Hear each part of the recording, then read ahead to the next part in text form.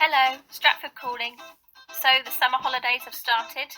It's been difficult for me to adjust to having a 6-year-old around the house again. I guess for many of you whose children haven't gone back to school, it's just another week. Maybe it's been a bit easier because there's been no homeschooling. If you want to share your stories with me, you can. I'd love to hear from you. You can email me at stratfordcalling@gmail.com, or you can message me on Facebook at Stratford Calling. And it's also been the start of face mask wearing. So how have you all found it? I'm recording this before it's been made compulsory, so it would be great to hear your experiences. And if you're still looking for somewhere local to get a mask or two from, I've got a couple more shout outs for you coming up in the episode. So you could even have one mask for every outfit if you wanted. This week I speak to the new Mayor of Stratford about his rather strange start to his role and what he aims to do during his term. I also speak to Sophie from Happy Paws in the Shire, a pet sitting and dog walking business who would just love to look after your dogs and cats when you need them to. And I was also contacted by a local blogger who wanted to share a poem she had written about lockdown with us all. So I'll be having a quick chat with her about her blog and her rather interesting flatmate. Enjoy. My first shout out for face masks is the Courtyard Gallery at Stratford Garden Centre. They are selling beautiful 3-layer masks in Liberty fabric, so you can imagine how beautiful they are, at £10 each, and all the money raised goes to local community nurses, so it's a great way of giving something back too. You can visit them at the Garden Centre Wednesday to Fridays 10 till 2:30, or you can check out their website shop at courtyardgallery.org.uk. That's Courtyard Gallery, all one word, .org.uk. And you can also hear more from the artists and the curator at the gallery in episode 5 of the podcast, if you want to go back and find out more. That's the Courtyard Gallery at Stratford Garden Centre. Traditionally, in May, Stratford appoints its new mayor. There's a dinner and formal ceremony, but this year was a little bit different, as the new mayor, Councillor Tony Jackson, told me. You are the 475th mayor of Stratford. That's right. I was elected on the 15th of May, 475th, as you said, from the first virtual mayor. So it's a bit of history making there. But, yeah, you couldn't do the usual ceremony, I suppose. No, we had to do. We did a very low key virtual ceremony. I mean, the hope and expectation is that sometime over the next 12 months, lockdown and restrictions will be eased, and we'll be able to hold my mayor making dinner, the civic dinner, at a later date. So it's not gone forever. It's just deferred as opposed to postponed is the way I'm looking at it. Yeah. Good. So how has it been your first few weeks then? Because obviously this is a very strange time. I'm assuming it's a bit different to how you expected it to be. Absolutely. Well, that's one of the things. Obviously, I had 12 months as deputy mayor to get a feeling of what would be involved. So I did go to some events last year as deputy mayor, so I got a feel for it. Obviously, there are lots of dinners and events that have all been cancelled. So, but in a way, because I hadn't had all that, I didn't know what to expect. So I'm not missing something because I didn't have it in the first place. So I'm living in a completely new world. It's not what I expected, but it's interesting, and it's giving. I mean, Zoom meetings are the way forward at the moment. It's not ideal, but so I'm just making the best of it, and I'm being very positive. It's no good being despondent about it. No. I'm there. I need to put on a positive face, and that's fine with me. Yeah. So for people who don't know, what actually is the role of a mayor? Well, that's interesting. There are probably this is my definition as opposed to the official one. But in my view, there are two key roles. One is that as the mayor, I'm effectively the chair of the council and the leader of the council. Anybody who thinks, now that you're mayor, you'll be able to sort out the roads, I just think, no, that's not going to happen. I'm there to guide the councillors to make sure that things that come before us for discussion are debated, make sure that everybody has the opportunity to speak, and that we move forward with sensible and discussed and debated ideas, and that we are, the town council in itself don't have a lot of sort of powers, but we do have a lot of influence, and we are advisory bodies on a number of things. So we have an influence without having the power making. So it's making sure that we use that influence to the best of our ability. So that's the one aspect. Secondly, I am the representative of the town. And when you think that Stratford-Upon-Avon is probably the most famous town in the world because of Shakespeare, you just think, wow, that's incredibly scary in a way that it's me representing the town on the world stage.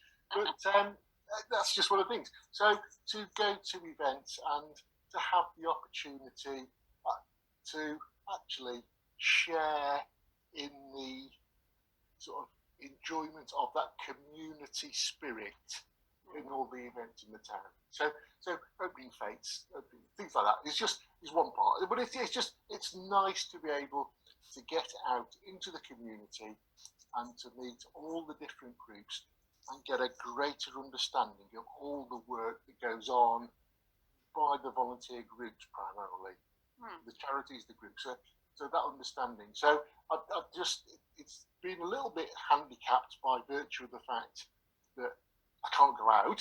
So there's been lots of Zoom conversations, but in the past couple of weeks, I have had the opportunity to go out and meet and discuss people. And you talk to somebody, and then you'll talk to somebody the next week, and they'll have links to the previous conversation. So you suddenly realise, wow, everybody's interconnected. So I think this is really interesting. But it's getting that. So I'm getting a fantastic understanding of volunteer life in Stratford-Upon-Avon, and I'm hoping that somewhere down the line, I will then start to have the opportunity to actually wear my chain and be outside and actually, I can, absolutely represent the town at an event. Yeah. I've seen you in the paper. You were at, was it Rohan you opened? Rohan. Dr. Rohan was my first official cutting of a ribbon in my mayoral year, which is always a nice thing to do. But and it's so trying to get my name in the paper, just a bit of publicity and not public. I mean, it's a bit of publicity for me, but it's publicity for all the. Rohan was a shop, but actually all the different community groups. So I've been in with the Shakespeare Lions. I've been in just different things, and that's something I'm just trying to keep forward. To be fair, the Herald have been good in they let me write my own articles and submit my own pictures, and they're publishing them, so it's all good. Yeah. Keeping you busy then. Well, it is busy, but it's busy in a different way to what I might have expected. It's yeah. I'm sure there'll be a time when I'll be fed up of Zoom meetings, but at the moment I'm still okay. I think we're all getting to that point, aren't we? Yeah. So you mentioned volunteering just now, and that's a big thing for you, isn't it, while you're mayor? Yeah, because what I decided to do, historically, mayors have chosen 3 charities to support in their year. But I didn't have any particular charities that I wanted to favour. So I took the alternative view of selecting 3 good causes. And the good causes that I've chosen are volunteers, people with disabilities, and exercise and wellbeing.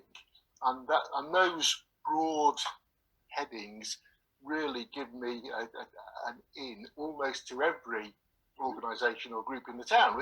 And actually, I've been really pleased that I've done that. That's been a really positive thing. You talk to people. And certainly, I mean, volunteers, it was good to have the opportunity to say thank you to all the existing volunteers. That was always a big part of being a mayor anyway. But separately, I was hoping that I could use my mayoral year to somehow promote more people to volunteer. And so that was my broad idea, and that was sort of in my mind sort of 6 months ago. The reality is that COVID has done some of that work for me. Yeah. Because people have been very willing to put their name forward and say, yes, we will help the community, we will go shopping for people, we will do this, we will do that. We've got a sort of a number of people who have now who have taken the tentative step of becoming volunteers. I mean, not that there might have been volunteers anyway, but I'm hoping that somewhere there'll be a number of new volunteers as well. And just as an example, Stratford Support, which is a collaboration between the town council and the town trust, we've got over 300 volunteers in our database. And I'm just thinking, that's fantastic. Now, those people have put their name forward to help with COVID, but hopefully when the needs of COVID are no longer there, hopefully those people will remain in the volunteer pool and we can signpost them off to different opportunities. Yeah. So it's just a question of how we do that. It's always a challenge about sharing. I mean, obviously GDPR means you can't share data, so it's all a bit difficult as to how we do it, but that's what I'm hoping for. So group of volunteers, let's signpost people to opportunities that they want, that they like and see and feel that they can contribute. That'd be great. So that was volunteers. Exercise and wellbeing, I mean, I'm a runner, that's what I do. I'm also secretary of the athletic club, so that's my history. So actually getting people out and just health and wellbeing is just a good thing all round. But again, that's been difficult to do. I was hoping to really be an advocate of Park Run, and of course that stopped, and it's a real shame. But we're still back to okay, sometime in the future, everything will be back up and running, and let's make the most of it. And I chose people with disabilities partly because that was an area that I know nothing about, so it was a real opportunity for me to have a really steep learning curve. But it was something that my parents supported. So my parents were sadly both deceased now, but my mum worked at a centre for the handicapped or people with disabilities, and my father did a lot of walking for the riding for the disabled. So I just thought, in memory of them, it was something good to do. So those were my three broad headings. Quite how I'm going to raise money, because everything's closed down, so raising money through the town hall is a bit difficult, and how I was going to spend the money is a bit of an unknown. But my idea was, if any money I raised, hopefully I could find some projects that would help one or more of those groups. So that's my idea. It's everything's up in the air, but that's my plan. That's still my plan, and hopefully I can do something. Yeah, I'm sure you'll be able to. Like you say, there's so many people who want to help people, especially now, and to be able to harness that and to encourage that to continue, I think is a really good thing. I've spoken to a lot of people who said the same, and that was one of the reasons why I set this up, so people could learn about what else was around for them in Stratford if they wanted to keep volunteering. So that's why I've been highlighting charities and good causes on here too. Yeah, and I just think, I mean, the different opportunities for volunteering are huge. So I'll just give you two quick examples. One was, this morning I've been with the Samaritans, and that, in a way, hugely valuable and rewarding voluntary position, but actually it takes a lot of time, a lot of training, a lot of commitment. Whereas separately over here, we might have something where Friends of Stratford Station just want somebody to go in 2 or 3 times a year, possibly, just to make sure the flowers and the station looks nice. So there's a huge range of opportunities, and different people will want different things, and it's making sure that people can relatively easily see all of the different opportunities and choose which is right for them. Yeah, it's great. Hopefully lots of people will continue. Yes, yeah. If anyone wants to get in touch with you then, or an organisation wants to get in touch because they fit one of your criteria, or anyone wants to give you some suggestions, how's the best way for them to contact you? Well, there's my email address is in the public domain, so, and I'm quite happy to receive emails, so that's not a problem in itself. So my email address is tony.jackson@stratford-tc.gov.uk. But really, my diary is administered by the civic officer. At the moment, I've been okay because my diary has been relatively clear. Going forward for bookings for events and things, really need to go through the civic officer. So Charles Wilson is the civic officer. His phone number is 269-332, and his contact details are charles.wilson@stratford-tc.gov.uk. Emails are fine for me to respond to. Okay. Picking up the telephone is probably not going to happen. No. I tend to let things go to voicemail. I probably shouldn't, but they tend to go to voicemail. I'll pick up all the voicemails, but actually, I find here's an email, let's read it, let's have a think and respond, is a much better way for me, rather than trying to make a decision on the phone. Yeah, okay. Yeah. Fair enough. That was Stratford's new mayor, Councillor Tony Jackson. He's ready to support and promote people and organisations who are doing something within those three categories: volunteering, people with disabilities, and exercise and well-being. So if you want to get in touch with him, send him an email at tony.jackson@stratford-tc.gov.uk. Are you a dog person or a cat person? Maybe you're both. Sophie from Happy Paws in the Shire definitely is. Her and her team love looking after all sorts of dogs and cats when their owners are busy or away. I speak to her about the services she provides and also about the puppy boom during lockdown. Hi Sophie, how are you? Hi Emma, I'm well, thank you. How are you? I'm very well, thank you. So we're here to talk about dogs. Dogs, absolutely. Dogs. Have you always had dogs? Yeah, so I've got a bit of a collection. I've got 3 rescue dogs of my own. Yeah. And yeah, so really the reason I started the business was because of them and leaving my old corporate job. So and I love it. So yeah, it's really good fun. So what is it that you do exactly? So we're Happy Paws in the Shire, and we're based just outside Stratford. And primarily we do dog walking, we do house sitting, we do puppy care, which has become quite busy recently. We've just launched a new puppy event called the Totally Happy Puppy Experience.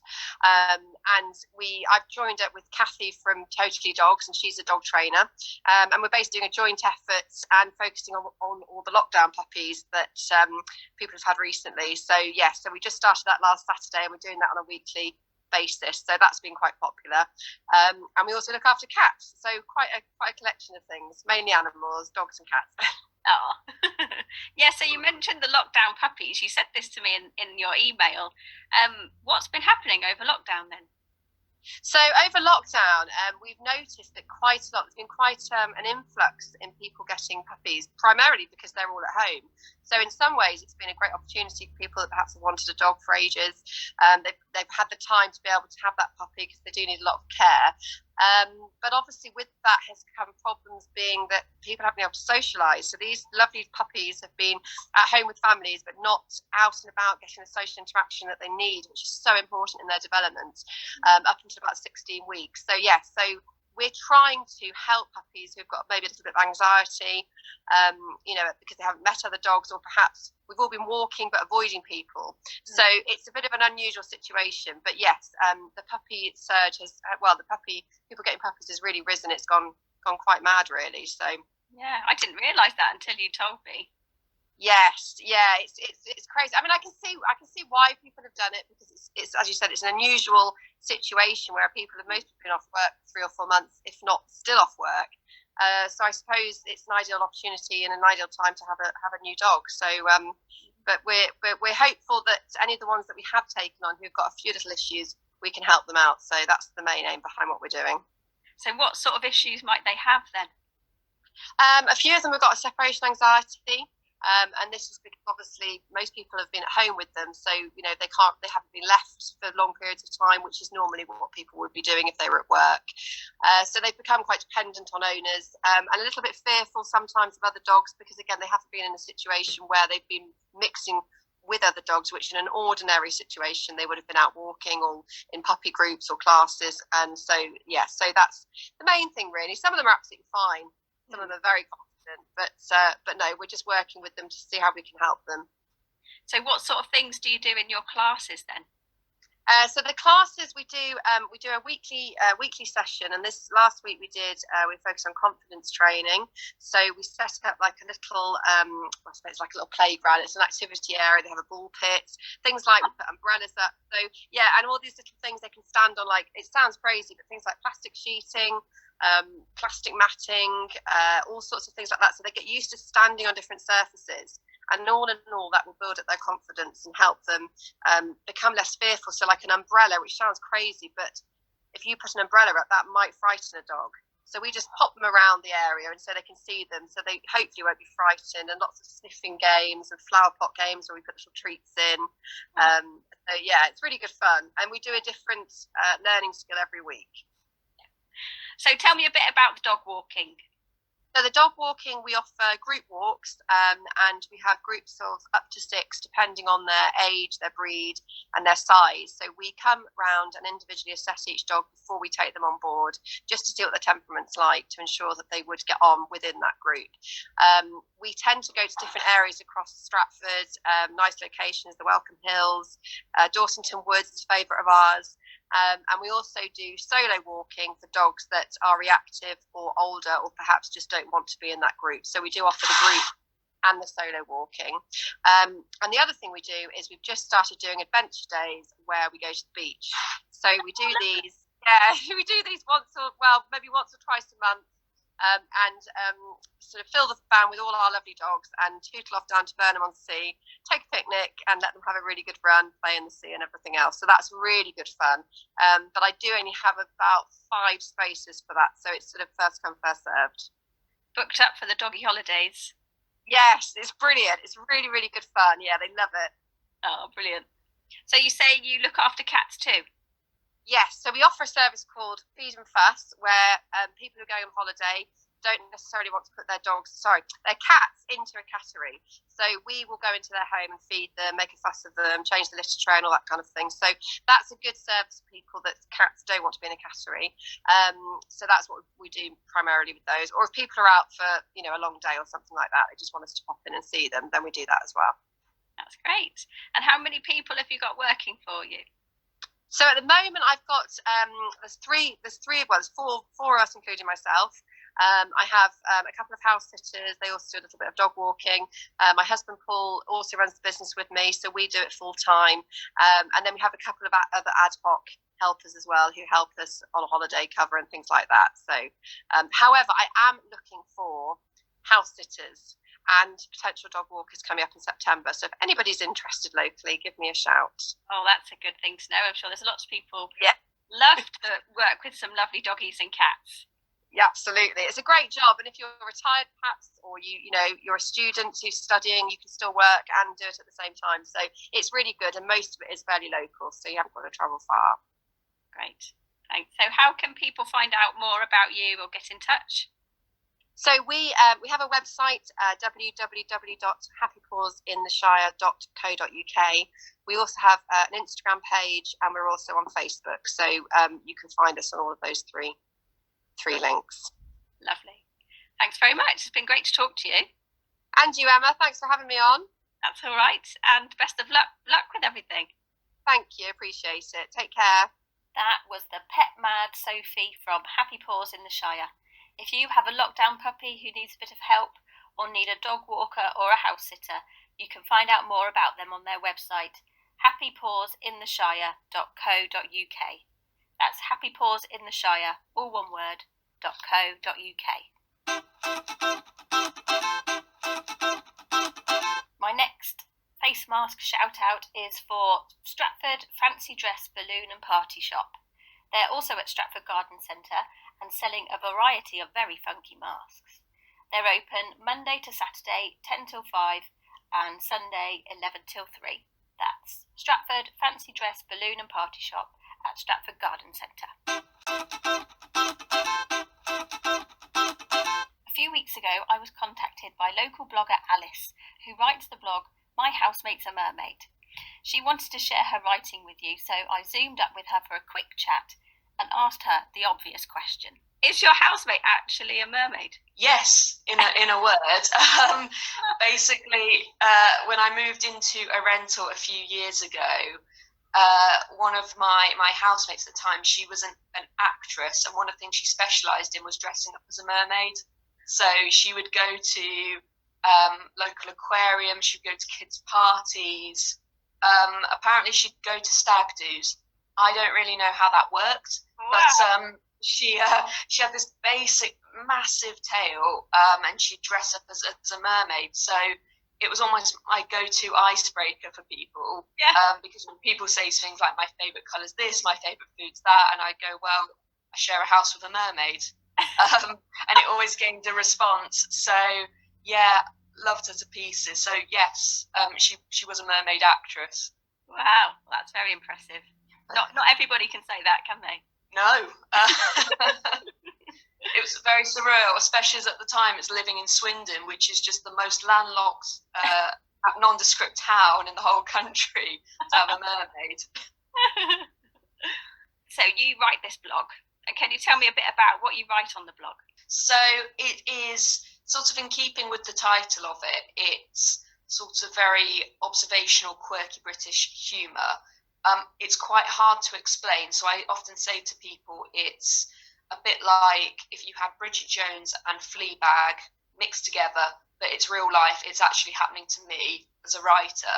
So it's kind of taking a light-hearted look at how things are, looking at how, I wrote a post recently about how Mr. Blobby was a thing in the 90s and how actually we could compare that in a really roundabout, wacky way to sort of mental health and going, what is that all about?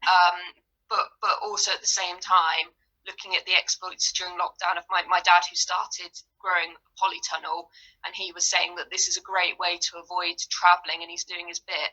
And I'm saying to him, arguably, it's the most middle-class way of getting around travelling, by making other people deliver stuff to you for that polytunnel.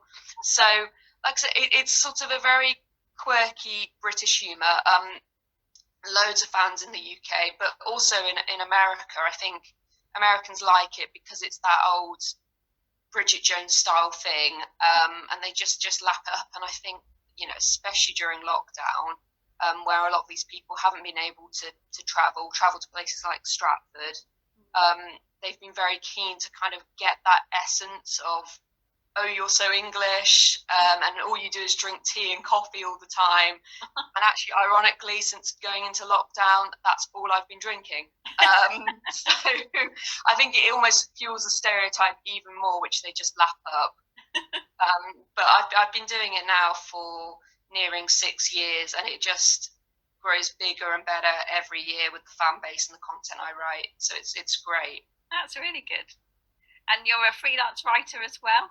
I am indeed. So that sort of started, I'd say, about 5 years ago. So through the blog, it's drawn some attention. So I've written for a lot for local press, but also featured on BBC politics and news, because part of the blog is looking at my experiences in home ownership, and the challenges faced, and how I've got there in the end, but how I had to start saving from the age of 12 to do that. I started saving my pocket money. Yeah. So the BBC and people like that, they love to jump to me because I'm quite young. I own a house by myself, but I feel it's something I'm quite passionate about, that the situation shouldn't be that you have to start saving from the age of 12 to own a house. Yeah.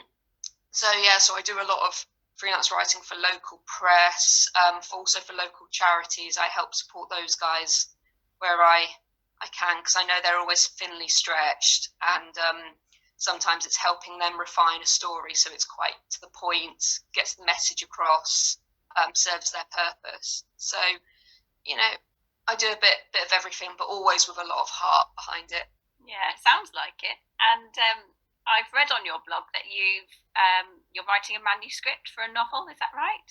Yeah, that's correct. So I've been working on that now for about a year, in fact. So about a year ago, I decided to bite the bullet because I was getting a bit fed up with people saying to me, you're a writer. Oh, what have you published? What have you had written as a book? And of course, you know, anyone listening that is a writer will know that there are so many shades of writing. You don't have to have a book published to class yourself as an author, as a writer. But at the same time, it felt like a bit of a milestone moment for me. So I've been writing for 5 years at that point. If I didn't do it now, when would I? So yeah, started that a year ago. Made some real solid progress on it.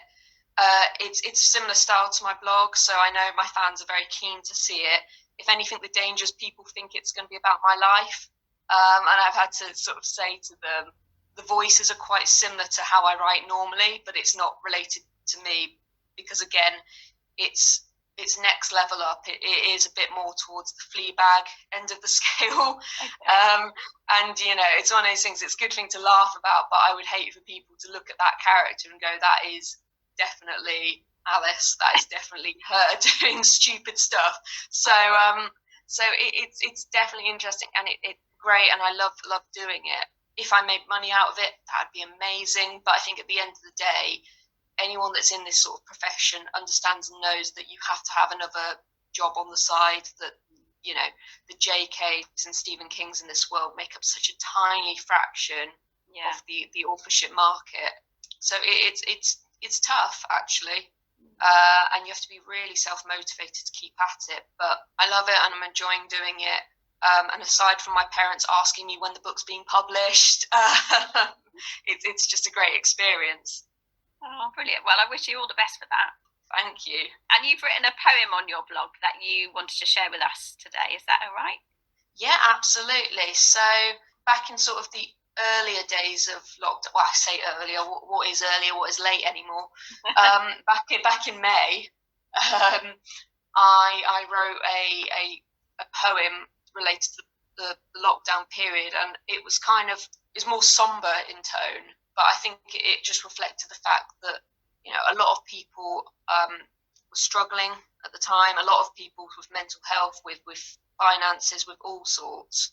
Obviously, it's still ongoing, but that attitude of what do you do when you're all isolated and alone, and particularly younger generations, I found this. So when you're a younger person living either in a house of multiple occupancy or even living by yourself, and you're in a hard lockdown, and you know, even the idea of going visiting your family could mean that you're pulled over by the police. What a very strange world we're in. And caught up in that, I wrote this poem, which I'll read out now. So it's called Sometimes It's Hard. Sometimes it's hard to be strong, always tough, never wrong. To be your own cheerleader, all glitter and smiles, hiding away all your wiles. Being that goddess, proud and stiff, forgetting they were the stuff of myth. Sometimes it's hard to be defiant, always immutable, never a tyrant. To absorb words as tiny letters strung in voice, to blink away the pain like you have a choice. Laugh and joke and go with the show.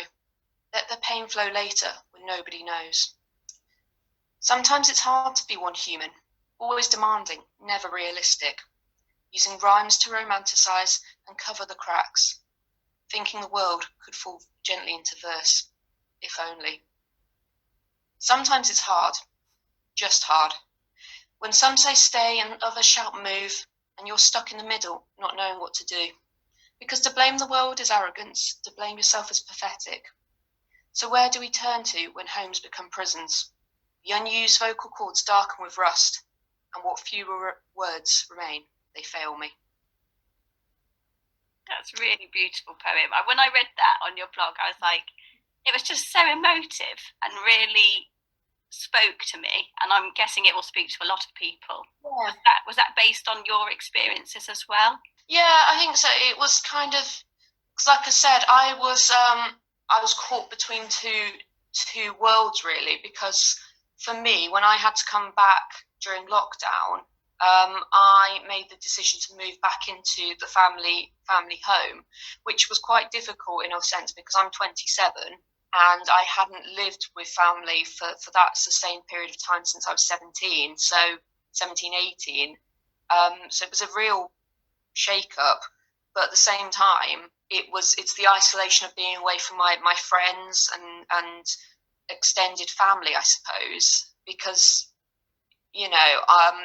said unlike some people have families and they see this as a great thing because of childcare and that's obviously that is really good. But I think it's very easy to paper over and assume that technology will solve everything. It wasn't solving everything before this crisis, and it doesn't solve the problem with human contact and just being caught between the two worlds, really. I think, there are people I know that they're finding it better now that things are being lifted, but they really struggled, and actually they are quite paranoid about the situation. They don't want to go out because, if anything, they're scared that we'll go back to a hard lockdown and they'll effectively be shut and trapped in their homes. And I think it's a really strange world we're in at the moment, where we used to think of isolation and loneliness as sort of shunted towards the older demographic, the older spectrum, and I think this just shows that younger people are just as susceptible to it as older generations, really. So I wrote that. It was kind of a tough evening. I was just struggling to know where my place is in the world, where I can't see friends, where in my job it's quite hard to get the visibility to aim for the promotions, because all everyone's doing right now is just get your head down and work, and no one's hiring and things like that. So it's got a lot of really positive feedback. Like you said, I wrote it thinking this is just me on my blog writing a load of letters together, and because it's a blog and because I'm not paid to do it, the beauty of that is that I can write whatever I want. So that the feedback and the response it got really was a great positive, but it was a surprise to me, actually. But yeah, it's good. It's good to hear that kind of we're starting a conversation going and people don't feel that they're alone in the current world. Definitely. I think that's very easy to feel at the moment, isn't it? Well, thank you so much for talking to me today. I've really enjoyed speaking to you and hearing that poem again. I think it was beautiful. Brilliant. Thanks, Emma. That was Alice, who writes the blog My Housemate's a Mermaid. And her housemate really was a mermaid. Search for her online and have a read. My final face mask shout out is for Something Different, a gift shop on Mere Street. They're selling a variety of masks for adults and children, and they are open Monday to Thursday, 10 till 5, Fridays, 10 till 5:30, Saturdays, 9:30 to 5:30, and Sundays, 10:30 to 4. That's For Something Different on Mere Street. Well, that's nearly the end of this week's podcast, but I've just seen on the Stratford Herald website that the rodway system in town is going to be changed yet again. I don't know when this is going to happen, but just reading off the website for you, the changes are that Bridge Street is going to be two-way traffic again, and there's going to be some on-street parking there and a bus stop on the Marks and Spencer's side. There's also going to be wider pavement still. All the barriers will be removed, and the cycle lane will also be removed. On High Street, all barriers will be removed, and a timed road closure will be between 11 a.m. and 6 p.m. 7 days a week, controlled by manned barriers at each end of the High Street. On Sheep Street, Wood Street, Greenhill Street and Chapel Street, all barriers will be removed. I don't know when this is coming into force, but when it does, I'd love to hear what you think. I'd love to hear what you think about it now. If you want to get in touch, email me at stratfordcalling@gmail.com or send me a message at Stratford Calling on Facebook. Thanks for listening. I'll speak to you again next week.